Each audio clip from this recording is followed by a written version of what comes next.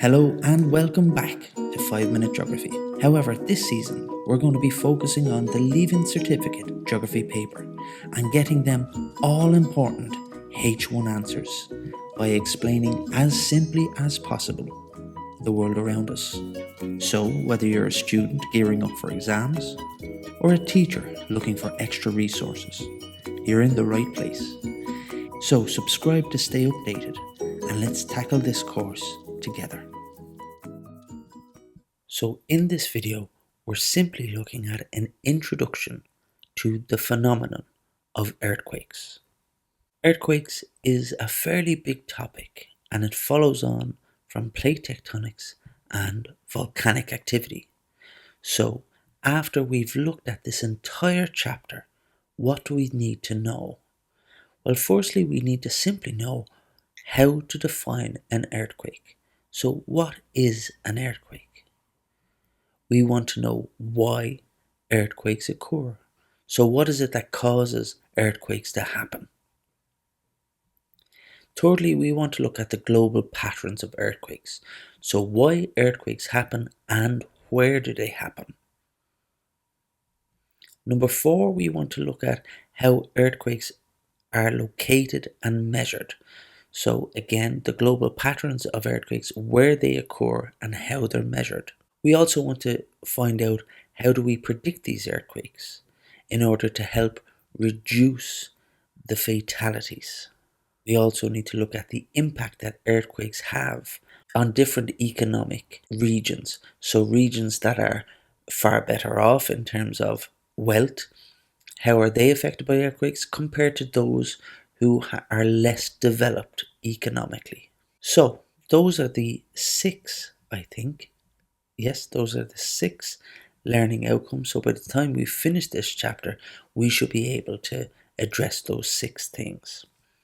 But a quick introduction to earthquakes are, well, firstly, the frequency. You should know that hundreds of earthquakes occur globally every single day, but most of them are so minor that cause little to no damage that we don't even feel them. Earthquakes occur mainly on fault lines, and we've looked at that when we looked at plate tectonics. So they mainly occur where plates either collide, so convergent plate boundaries, where they diverge, or passive plate boundaries or transform faults, where we have serious destructive earthquakes.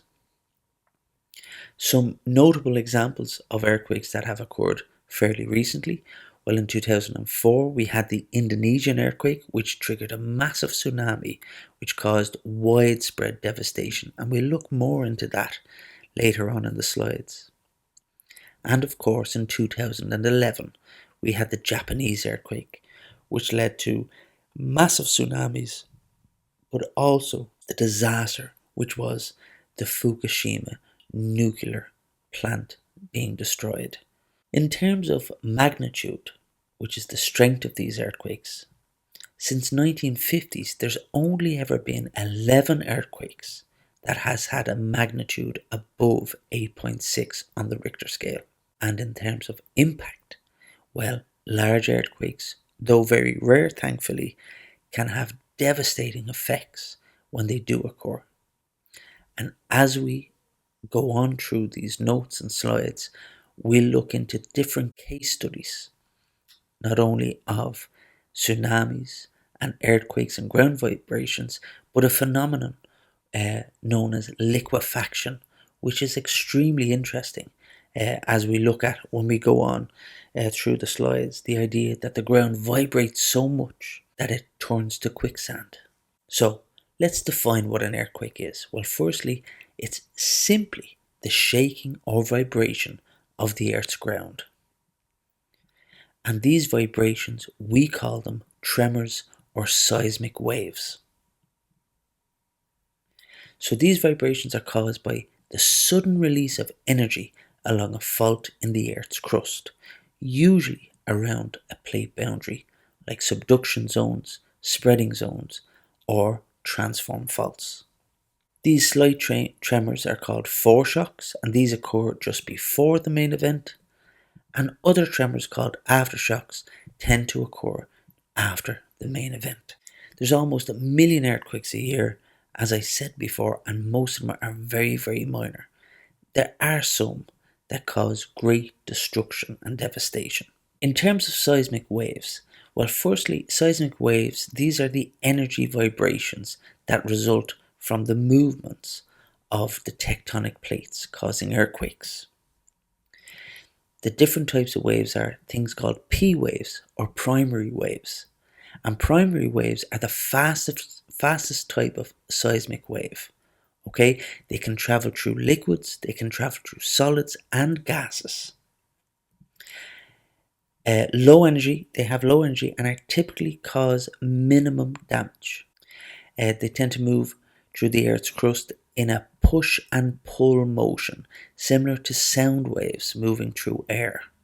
And I'll show you a little diagram on that later. So an example is if you slam the door and the window may rattle due to the push and pull effect. S waves or secondary waves, well, these are slower than P waves, but they carry far more energy and they cause the ground to move up and down, creating stronger shaking effects. And then you have surface waves, and these are the slowest type of waves, but they cause the most damage because they're right there at the surface. They move along the Earth's surface, causing it to move up and down, but also side to side.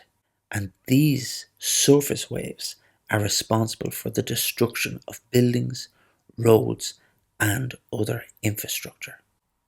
So here you have the primary waves pushing and pulling the crust, the secondary waves which move the crust up and down, causing more noticeable damage or crustal movement, and then finally you have the surface waves which tend to travel in a circular motion, causing buildings, bridges to collapse.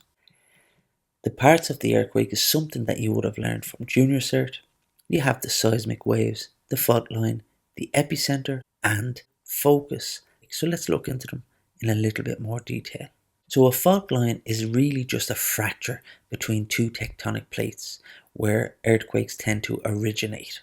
Okay, earthquakes are caused by the buildup of this pressure between the moving plates. So either a plate is being subducted and the friction between the two plates is causing a buildup of pressure, or the plates are passing each other, like in San Francisco, and one plate moving faster than the other plate is causing this buildup of friction and a buildup of pressure.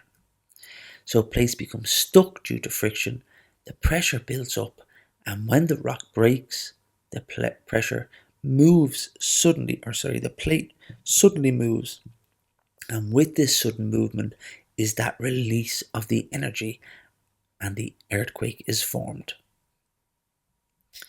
The focus is the point that's deep underground, and this is where the earthquake starts. So the focus is the start of the earthquake. And the seismic waves start here, and from the focus they spread outwards. The epicenter then is directly above the focus, and that is on the Earth's surface. Now this is where the strongest shaking occurs, near and around this epicenter. A seismic wave, well, these are the vibrations that are strongest at the epicenter and weaken then as they move away from it. So the seismic waves are strongest at the epicenter, and as they move away from the epicenter, they tend to weaken. So the closer to the epicenter,